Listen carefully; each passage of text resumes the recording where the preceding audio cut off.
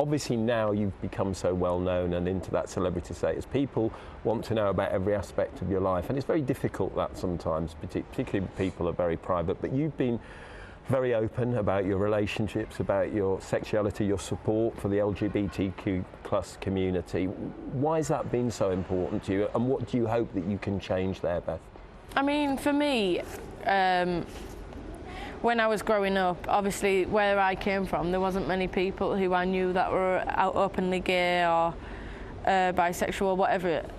My parents, obviously at the time, maybe struggled in the beginning, and it was something that was hard for me to say, and I really struggled for a long time, whether it was just maybe, you say, phase or just thoughts, but it wasn't anything that I wanted to, act upon. But I get how difficult it is for some people, and I get that it's not always socially accepted, and especially in the women's game, it is more the norm of, actually, I've never physically come out and said, I'm gay, I'm with a girl, because I've not had to. I've just been me.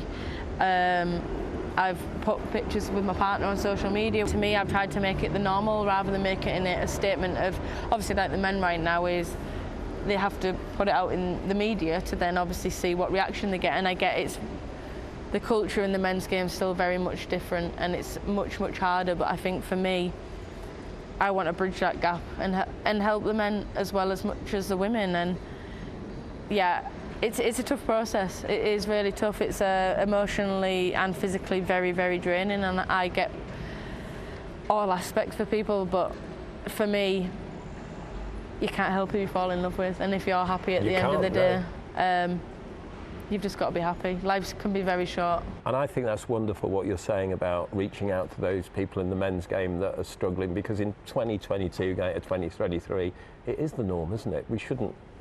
Nobody should... It shouldn't be frowned upon. Again, like you said, it should be the norm. I think there's this hierarchy of what people expect and how maybe the older generation see. Or even, I mean, everyone has their opinion, don't get me wrong, but for me now it needs to be the norm, and like I said, you can't help who you fall in love with, and if you're happy at the end of the day, that's all that matters.